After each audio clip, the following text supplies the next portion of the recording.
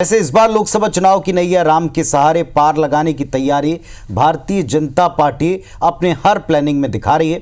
श्री राम मंदिर में प्राण प्रतिष्ठा से देश में बने माहौल को लोकसभा चुनाव में पूरी तरह अपने पक्ष में लाने की हर जुगत अपनाई जा रही है। बिल्कुल, बीजेपी हर राज्य में लोगों को रामलला के दर्शन कराने का मेगा प्लान तैयार कर रही है और इसके लिए अब बीजेपी के साथ आरएसएस ने भी खास तैयारी की है। क्या है आरएसएस का प्लान और कांग्रेस इस कवायद पर सवाल क्यों खड़े कर रही है, देखिए।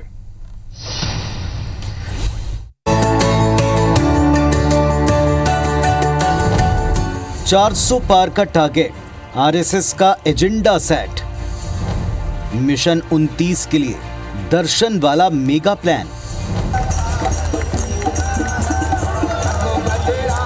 अयोध्या में रामलला की प्राण प्रतिष्ठा के बाद जिस तरह समूचा देश राममय बना हुआ है,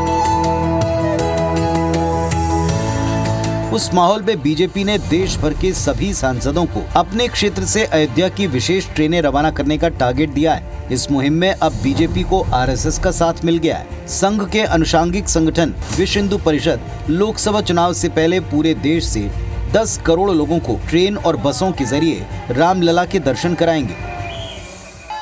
विश्व हिंदू परिषद केंद्र की योजना से यह तय हुआ था कि विगत 27 जनवरी के बाद, स्थापना के बाद से ही हर प्रांत से हमें दर्शन के लिए कार्यकर्ता जो हमारे हैं उन सबको योजनाबद्ध तरीके से दर्शन के लिए ले जाना है।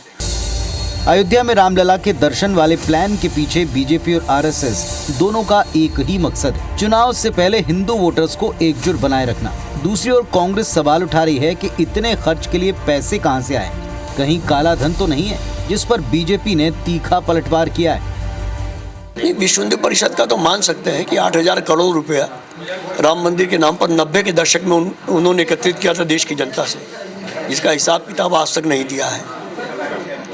और 10 करोड़ लोगों को यदि राम मंदिर दर्शन कराने ले जाना चाहिए, दर्शन कराना चाहिए। और दर्शन के लिए वाइट मनी होनी चाहिए, काले धन से भगवान के दर्शन नहीं होते हैं। इसका काला मन है, इसलिए काला धन नजर आता है।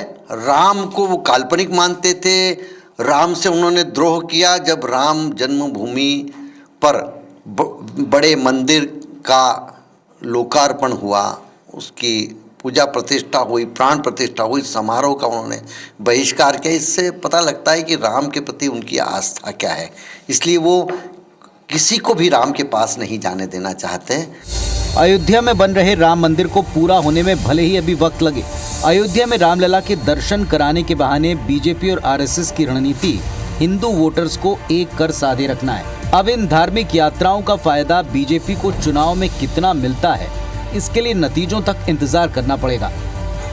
विवेक पटैया, IBC 24, भोपाल।